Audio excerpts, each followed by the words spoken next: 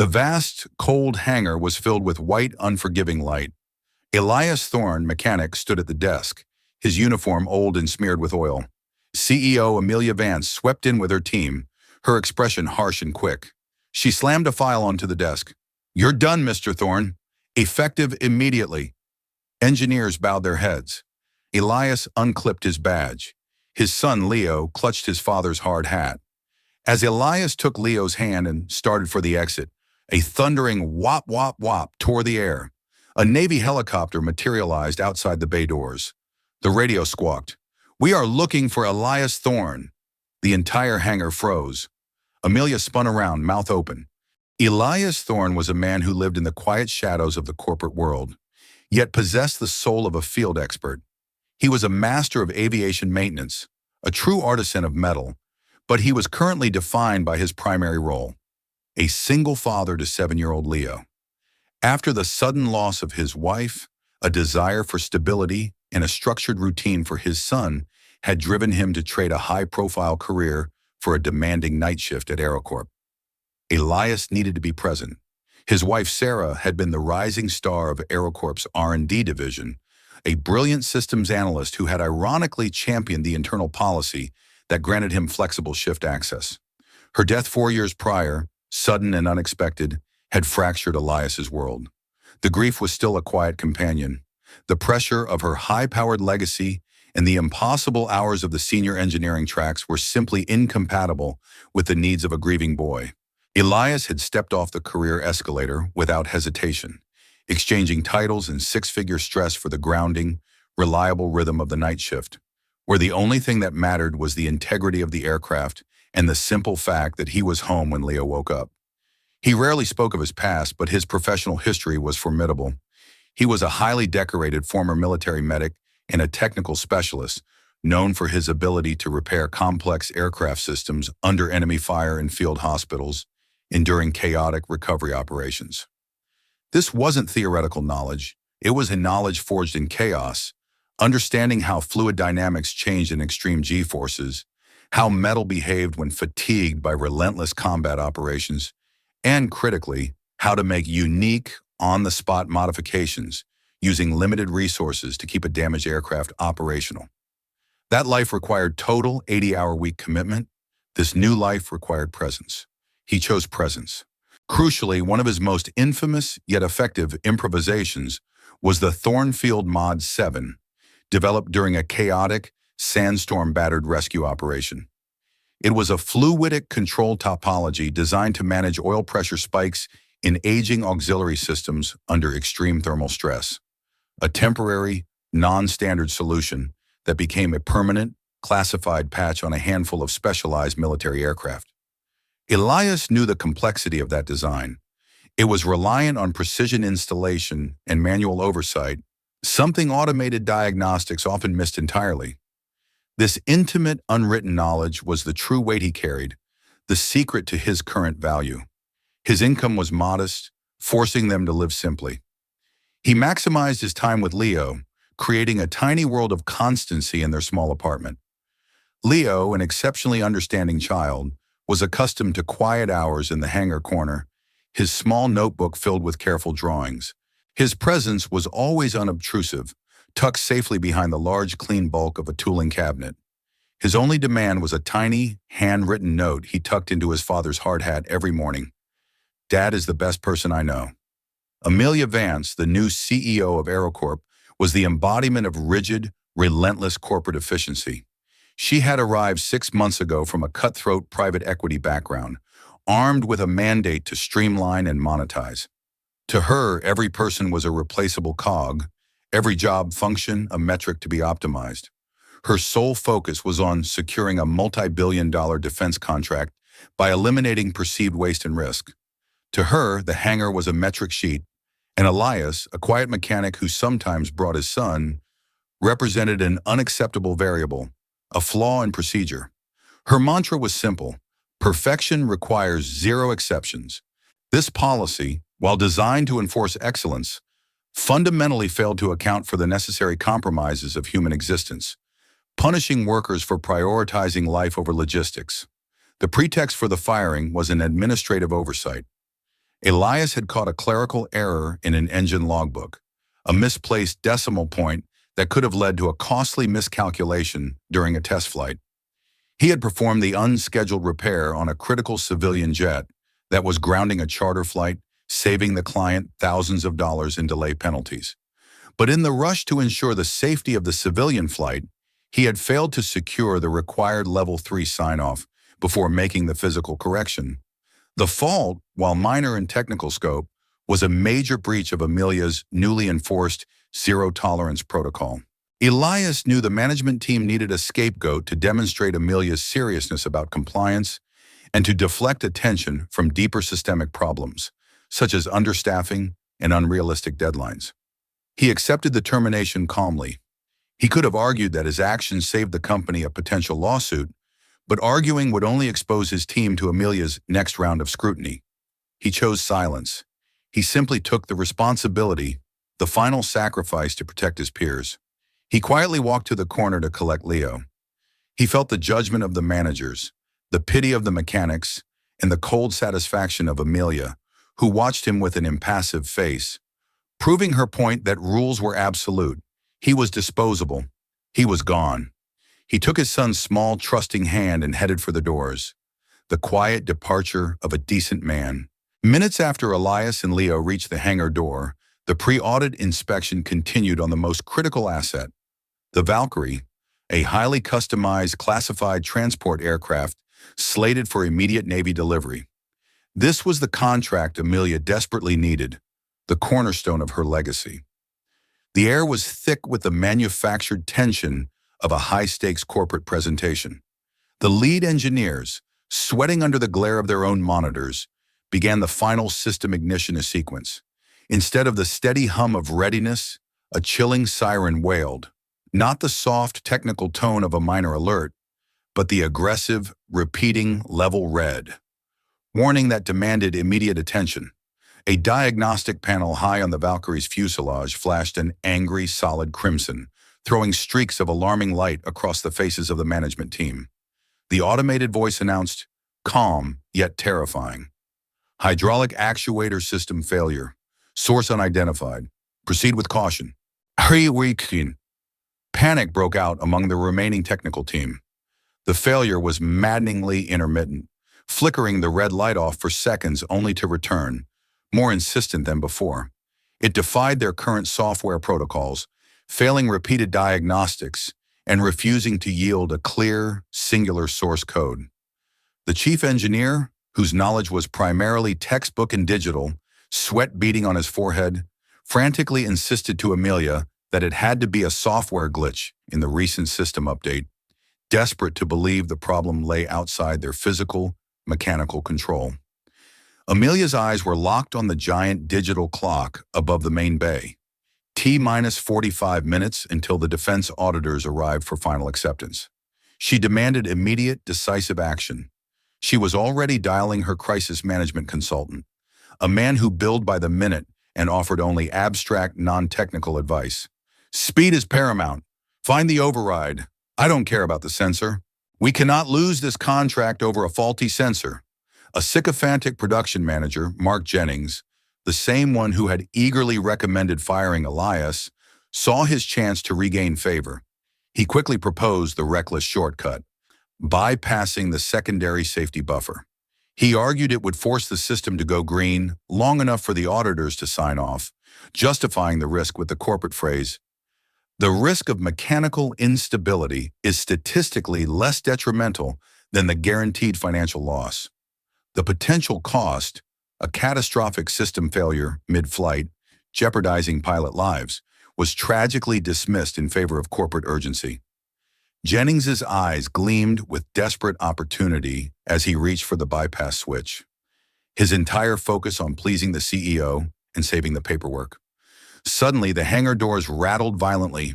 Outside, visible through the vast bay opening, a heavy-duty Navy Black Hawk helicopter settled onto the tarmac, its massive rotors kicking up a cyclonic dust storm and buffeting the walls. The appearance of a military aircraft during a sensitive civilian pre-audit was utterly unprecedented and deeply unsettling. A senior naval officer, his face grim and focused, emerged from the Black Hawk and rushed toward the entrance, ignoring the security perimeter. The radio operator, paralyzed by the sheer audacity of the arrival, stammered, "Ma'am, the pilot is requesting immediate contact with an outside party."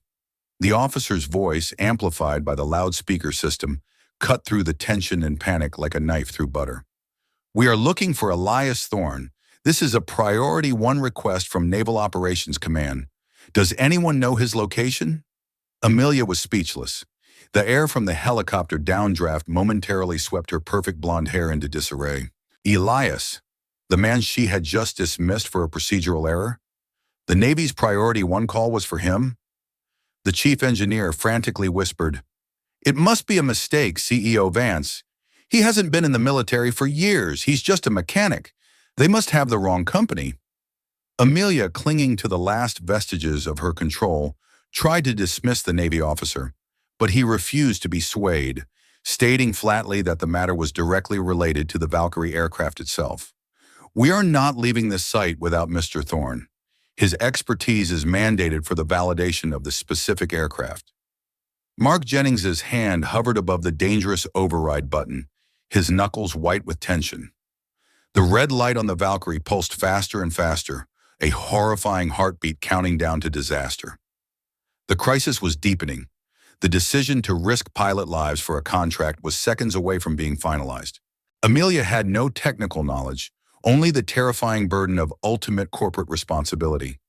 The weight of the moment was crushing her. Amelia, desperate, humiliated, and fighting the rising tide of fear, stepped forward, attempting to summon her dwindling authority. "Officer, I assure you, Mr. Thorne is a former employee. He was released minutes ago. I can have our current chief engineer handle your inquiry on the Valkyrie. He has all the digital schematics." The Navy officer looked her dead in the eye, his gaze resonating with absolute, unyielding command. He spoke with the cold, hard certainty of operational necessity. "Ma'am, the failure on your Valkyrie, we believe it is a critical legacy issue related to the auxiliary fuel management system, specifically the pressure regulation valve on the non-standard cooling loop. This system was installed on our long-range recovery birds years ago, but only after a catastrophic field incident. Mr. Thorne is the only surviving technician who designed and configured that specific fluidic control topology during his medical deployment years ago. He is the author of the Thornfield Mod 7. It is a highly specialized proprietary field modification installed under duress. The manuals do not cover it. If he is not here, this aircraft will not fly. It is grounded by naval order. Your corporate compliance is irrelevant to my mandate, the safety of my aircrew." Twist 1. The revelation of expertise. Amelia was utterly decimated. The mechanic she had publicly shamed and fired wasn't just a mechanic. He was the sole living expert on a critical, bespoke system flaw. That flaw was now threatening to not only tank her multi-billion-dollar contract, but also permanently ground a strategic military asset. The quiet single dad was suddenly, undeniably, the most powerful and essential person in the entire hangar. His past, the quiet dedication he traded for time with his son, was the exact knowledge needed to save her company. The man she sought to discard was the foundation upon which her entire success rested. Amelia's professional veneer shattered. Her carefully constructed facade crumbled under the weight of this truth. "Bring him back, now!" she gasped, pointing frantically toward the doors, her voice hoarse with panic and shame. The other managers, observing the rapid, devastating destruction of Amelia's composure, retreated into the shadows. Mark Jennings looked physically ill, grasping the edge of a console for support, understanding that his career was now clinging to the man he had just helped fire. Amelia sank into a nearby chair, the perfect CEO posture replaced by raw, paralyzing fear. It wasn't just the contract she lost. It was the realization that her corporate arrogance could have been responsible for murder. The hangar, once a stage for her power, had become the arena of her reckoning. A moment later, Elias and Leo were escorted back into the hangar. Elias's face remained expressionless, reflecting the professional calm that was his true strength. Leo, confused by the noise in the urgent atmosphere, clung tightly to his father's hand, looking up at him with unwavering trust. Elias walked directly to the access panel of the Valkyrie, ignoring Amelia and the management team. He didn't ask for his badge back or for permission. The Navy officer simply stepped back, giving him undisputed technical authority. Elias bypassed the faulty diagnostic screens, choosing instead to rely on his decades of sensory experience. He placed his hand on the metal near the auxiliary pump, his head tilted slightly, listening not to the alarm, but to the faint, subtle vibration of the machine itself.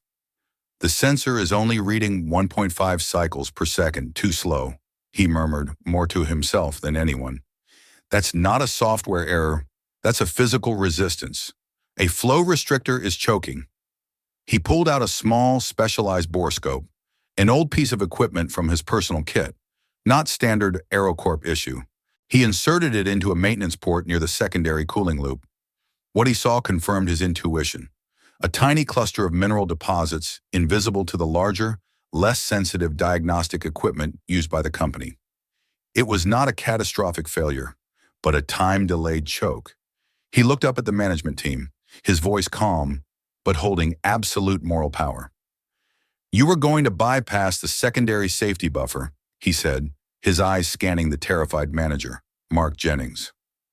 "That auxiliary pump is connected directly to the central oil cooler.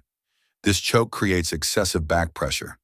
If you force the actuators now, you create a thermal choke point in the main engine oil loop, forcing a runaway heat cycle. It won't fail the hydraulics right away. It will seize the engine in mid-flight 5 minutes after takeoff. Catastrophic pilot fatality guaranteed." He detailed the precise sequence of events, the exact temperature curve, the stress points on the turbine blades, with chilling authority. A deadly, profound silence fell upon the hangar. Elias had exposed their catastrophic, deadly mistake, a mistake born of corporate haste and ignorance over mechanical truth. The Navy officer stepped forward. "We confirm Mr. Thorne's analysis. His unique configurations save lives. The aircraft is grounded until he personally signs off on the fix." Twist 2, the emotional retribution.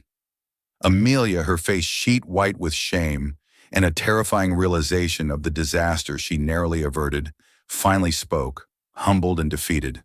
Her voice was barely a whisper. "Elias, we need you. Please, name your price. We will reinstate you, promote you, anything. I was wrong." Elias turned, looking her straight in the eye. He didn't speak of titles, money, or revenge. He looked past the CEO and addressed the whole silent room, his voice carrying an unforgettable weight of moral authority. "Safety doesn't care about titles.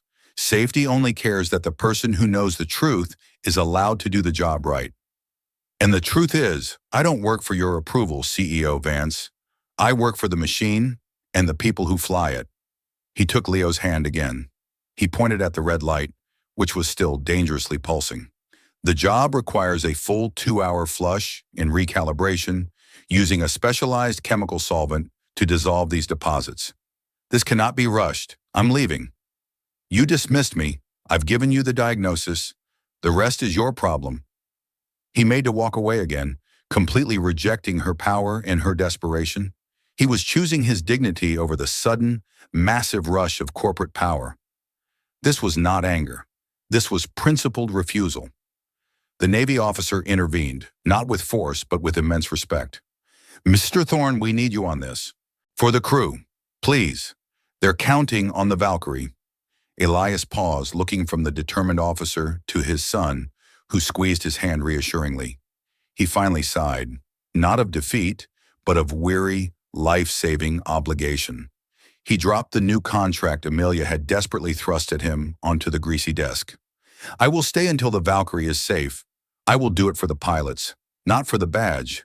And Mark Jennings," he added, looking at the pale manager, "you will assist me, every minute of the flush." The power dynamics had shifted completely. The CEO was begging for the expertise of the man she had just fired, and he had returned on his own terms. For integrity, not for employment. Elias spent the next 2 hours working with surgical precision, directing the stunned engineers. He didn't gloat or issue commands. He simply told them where to look and what to do, his knowledge of the custom system flowing out effortlessly. He used old-school mechanical techniques, pressure tests, thermal imaging, and simply listening, methods the management had long ago deemed inefficient and replaced with expensive, flawed diagnostic software. The engineers, previously lost in their software protocols, were now mesmerized by his practical, decisive wisdom. They saw not a colleague, but a teacher. Mark Jennings, forced to assist Elias, worked in shame-filled silence, handing tools to the man he had tried to ruin. The change in atmosphere was palpable. The floor mechanics gathered in a respectful semicircle, watching Elias work. He was one of them, but his authority was now undeniable. He had faced down the corporate machine and won, not with politics, but with pure, honest competence. This was the moment of quiet revolution. Once the system was fully flushed and the diagnostics showed a stable green across the board, a solid, unblinking green, the Navy officer stepped onto the floor. He didn't address Amelia or the chief engineer.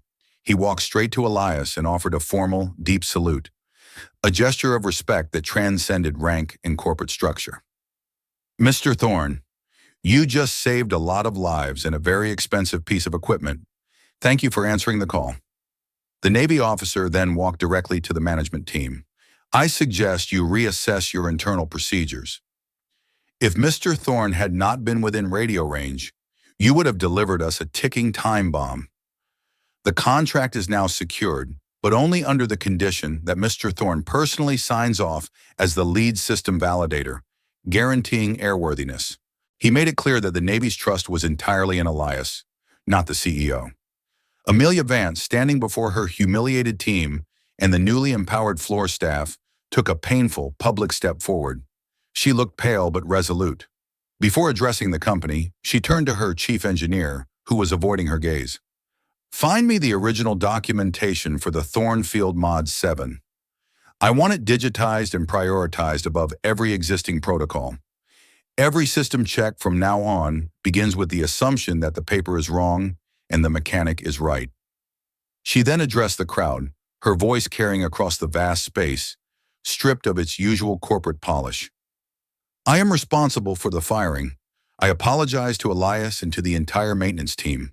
My focus on efficiency metrics blinded me to the value of genuine, on-the-ground expertise and the profound human sacrifices made by people like Elias."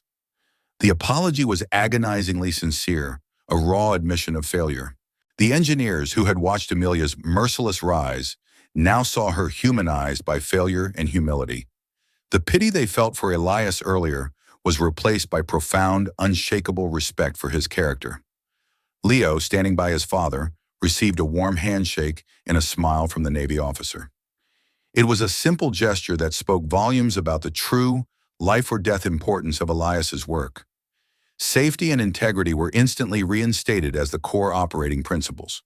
The culture of "do it fast" was replaced by a silent, powerful understanding. Do it right. Amelia learned that leadership isn't about control, it's about identifying and respecting genuine competence, regardless of where it sits on the organizational chart. The mood in the hangar was no longer tense. It was collaborative, filled with a new, quiet sense of shared and earned respect.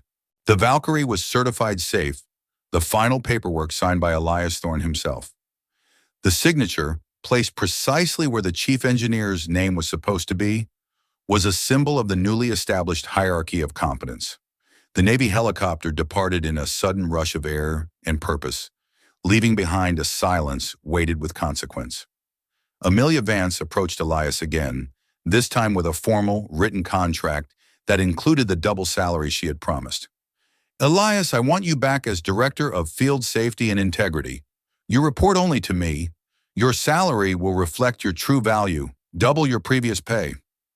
Elias took the contract, scanned the impressive figures and the grand title, and then shook his head gently. "CEO Vance, I accept the salary and the authority you offer, but I will not be Director of Field Safety. I will remain the Senior Mechanic and Field Safety Validator." Amelia looked genuinely puzzled, leaning into the complexity of his choice. "Why decline the title, Elias? It's what you deserve. It gives you more power." "Because the title is just a barrier, CEO Vance.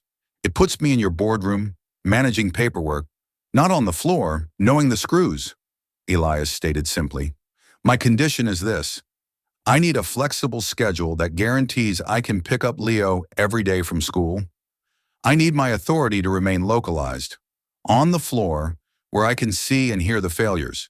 And I need the authority to immediately veto any procedure, regardless of cost, that compromises safety. I will sign my name to the airworthiness of every critical asset." Amelia smiled, a real humble smile this time, free of the corporate mask. She had finally learned the difference between procedure and value, between perceived efficiency and true safety. "Condition accepted, Mr. Thorne. Every one of them. Effective immediately, we are initiating a family-first scheduling policy, the Thorne Protocol, to be modeled across the entire company. We will create flexibility, not just for parents, but for everyone who carries vital knowledge that requires a balanced life." This announcement immediately caused a quiet, appreciative murmur among the floor staff. For decades, they had been forced to choose between critical family needs and job security. A few older mechanics, known for their deep, unwritten knowledge but recently marginalized due to rigid shift requirements, exchanged knowing glances. The Thorne Protocol wasn't just a scheduling change.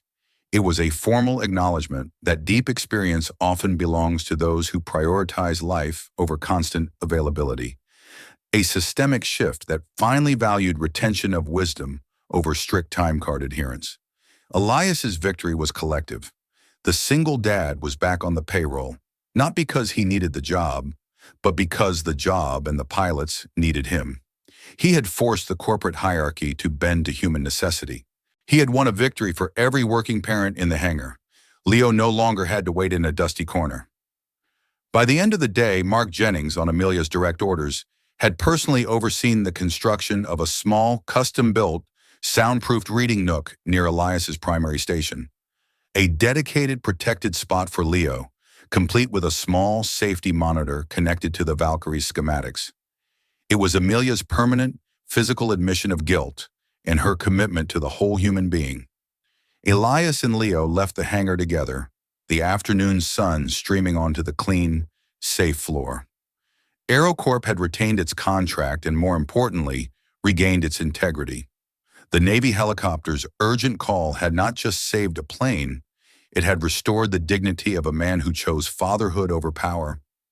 Amelia Vance, watching them leave, understood that the most powerful asset a company possesses is not its technology, but the simple, unshakable integrity of its people. The hangar, now operating smoothly and efficiently, stood as a quiet monument to the mechanic who refused to trade his principles for a big title. His legacy was the safety of the skies and the simple right to be home for dinner. If you believe true courage requires no title, comment, "I believe." If you respect those who do the right thing when no one is watching, comment, "Respect." If you believe stories like this deserve to be told, leave a comment and subscribe to TT Healing Tales. We tell the stories that shouldn't be forgotten